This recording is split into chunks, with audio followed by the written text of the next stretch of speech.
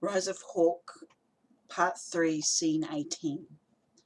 Late afternoon, the Great Northern Desert. Zack sat in the corner of the exercise yard with a chewed pencil in one hand and a small sketch pad in his lap.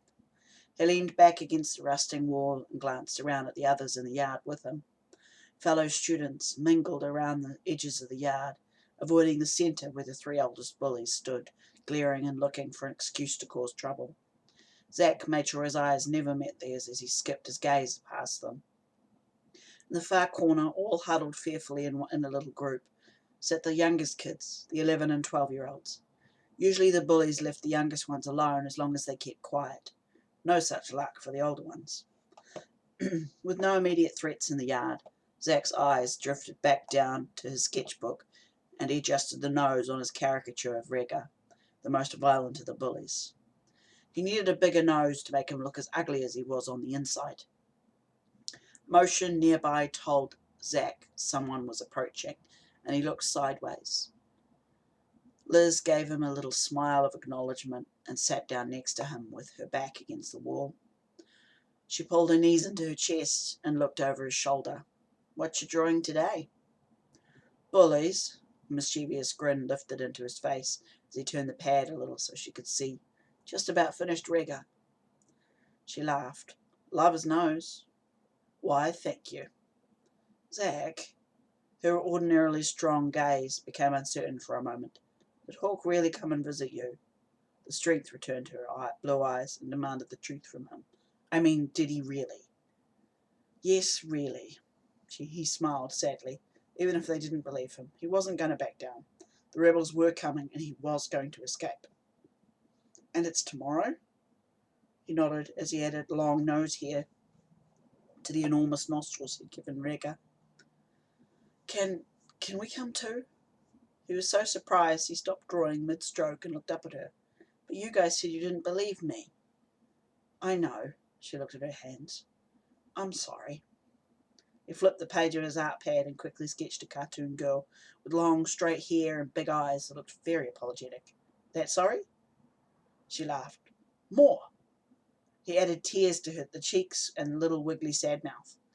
An amused smile passed between them, and he leaned in to push her gently with his shoulder.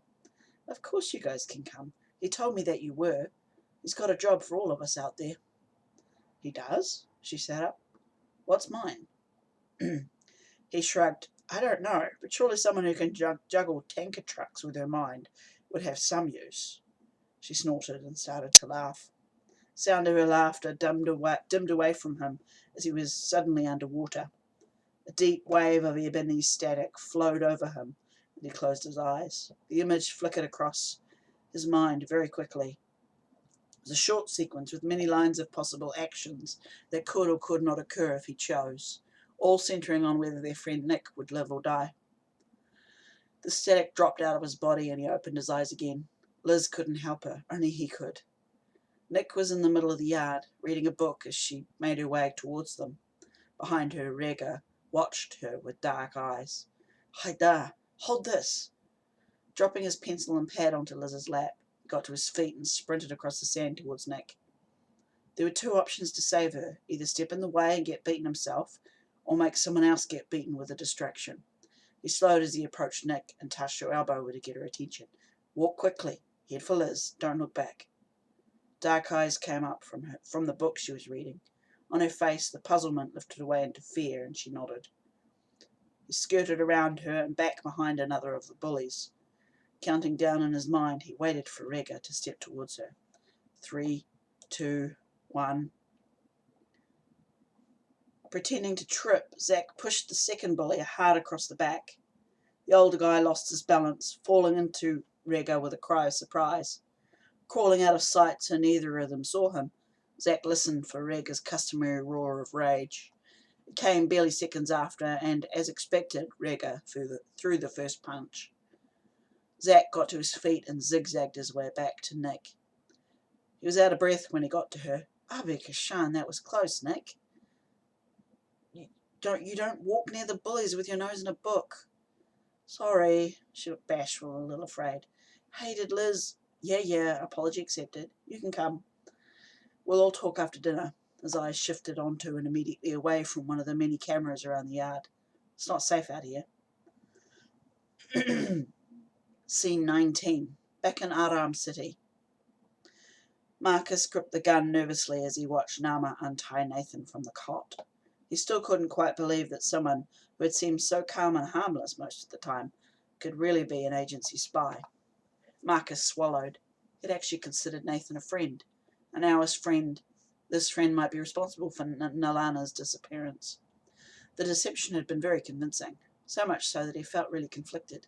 A part of him couldn't believe that Nathan was the enemy, and Nalana would be coming home any minute, but another part of him was terrified that such complete deception could only mean the man was a definite and immediate threat, which also meant Nalana was probably dead.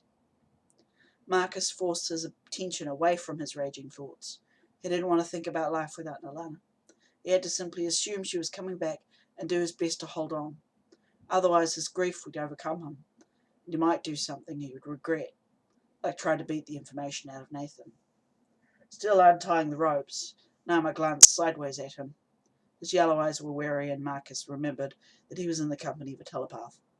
With a tense smile at his friend, Marcus re-gripped the gun and focused his mind on the task at hand, that of helping Nama guard the prisoner. Pulling the loose ropes away, Nama stepped back from the cot. "You've got a minute," he barked. "Use the bucket in the other room." Nathan moved very slowly, lifting his legs off the cot before carefully getting to his feet with a grunt of pain. One hand tracing the wall, he stepped out of sight into the tiny side room. "Ma, will you get another dose of sedative and give me the gun?" Nodding, he handed over the weapon and turned to do as he was asked.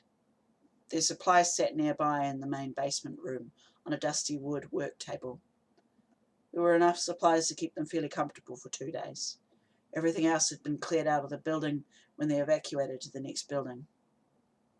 Marcus pulled out a metal box from one of the backpacks and opened it to retrieve a single-dose sedative shot. It was dark and humid in the basement, and Marcus felt a little like he was trapped underground. He knew that feeling would only worsen when they had to sleep down there, but it couldn't be helped. He just had to ignore it and do what was required of him. I wonder where Nalana is sleeping tonight. With his uncontrolled thought, a deep pang of grieving agony shot through him. He sighed and turned back towards Nama and their prisoner. Nathan had returned from his bathroom break and lay down on the cot again. Nama, tight-lipped and angry, stood with the weapon trained on him. "Ma, give me the needle and tie him up." Marcus handed it over and stepped around Nathan. He tied one hand and then the other to the metal frame of the cot. Both were tight and non-slipping knots. Moving again, he went to the end of the cot, and as he knelt down to tie one foot, Nama approached Nathan with a sedative dose. Nathan's hand, which had been tied down only a moment earlier, whipped up, grabbed the sedative and jabbed it into Nama's arm. As Nama fell sideways, Nathan grabbed the gun and brought it around to bear on Marcus, who blinked down the barrel in surprise. Ice blue eyes watched him without emotion. "Untie my other arm, Marcus." He swallowed, with shaking hands, untied the knots holding Nathan's left arm to the cot frame. "Now up against that wall." He backed away as Nathan got to his feet, this time without any sign of pain. The gun and his eyes remained level and aimed. Marcus expected their prisoner to leave the room, but instead he came in closer. One long-fingered hand wrapped around Marcus's throat and pushed him firmly against the wall. "You have a choice, Marcus. Either fight this and die, or surrender and live to see Nalana again." Marcus frowned at him. "She's alive?" "Yes. Make your choice." A pressure tightened in his temples and he screwed up his face in pain. There was a deep sense of being invaded, but at the same time as if he was the intruder, not Nathan. For a moment he tried to fight it, but Nathan's words echoed in his mind. Even in his fear, Marcus made the decision to close his eyes and surrender to whatever was happening. If Nathan was telling the truth, Marcus would see Nalana. But if he wasn't, he'd be dead and he wouldn't have to live without her. There was a sensation almost like a click. Something had shifted, and only when the floor came up to meet him did Marcus realise that he was falling unconscious. Scene break. Neither the 100 rebels crammed in a delivery plane with no seats or air conditioning, nor the Southern engine pulsing through the length of the cabin with a constant roaring throb, were good for Usha's already horrific headache. She grumbled again, rubbing at the piercing pain between her eyebrows. Other rebels slept against the curved metal sides of the plane or in the flat centre of the cabin, curled up together like a pack of wolves for warmth. Orion and her little blonde-haired offspring Beau were slumped against the fuselage opposite her, both asleep. Everyone except for her and Tyrrus were out to it, and she envied them. Tyrrus stood near the cockpit door, watching everyone with calm, attentive eyes as if he never slept. She sensed a tight telepathic connection, and Tyrrus's orange-brown mental voice sounded in her head. "So, Miss Hawke's amazing messenger, that's enough of that," she snorted, and looked back at Tyrrus. "I'm just Usha. If I hear any of that other stuff, I'll throw you out." A playful smile flashed on his face for a moment. "Yes, ma'am. So what's the plan? Pilots seem to think we're just about to descend to the landing site. Is there anything more I need to know before we get out of this tin can?" She shook her head. "No. Just keep an eye on everyone and be ready to act if you need to. Hawke said this event is in flux. It's too fuzzy for him to see and therefore prepare for all eventualities. We just have to go in on the fly and hope for the best. But it should work." "It is a pretty good plan. Who is this kid, anyway?" "A powerful time sign. Hawke thinks the boy knows how we can win a sizable victory against the agency. Maybe even take down the Azera Council." "Right," he snorted. "The Azera Council because they're all so evil, right?" The scepticism came through, not only in his mental tone, but in the empathic energy that flowed between them. A feeling of sarcasm shifted into a sense of barely contained boredom. "So, did he tell you what I'll be doing after this?" She gave him a mischievous smile. "How does being Hawke's amazing messenger in Araman City sound?" He laughed so loudly that she heard him over the engine roar. "Sounds like my kind of wishing." Below them, a new sound whined as the hydraulics protested, ending with a resounding metallic clunk, which could only be the landing gear descending and locking into place. "Would you help me wake everyone?" Scene break. Dawn. It felt as if Nama's head had been crushed between two boots with spikes. He groaned and lifted his hand to rub his face. He wondered absently who had managed to drink him under the table last night, and he hoped they were feeling just as terrible. Something itched in his arm. He reached to scratch it, but his fingers found something metallic. Opening his grainy eyes, he took whatever it was out of his skin and squinted at it. A hypodermic needle. "What the—" Tensing, he looked up. A bare light bulb glowed above him in the middle of a mouldy ceiling. An empty cot sat not far from him, with cut ropes still hanging from it. The memory of Nathan somehow getting a hand free flashed through his mind. Nay had been quick, getting the needle from his hands, sticking him with it, and getting his weapon from him, with zero time for Nama to react before he dropped unconscious. "Marcus!" He sat up further and searched around for his friend. Marcus lay on his side against the far wall.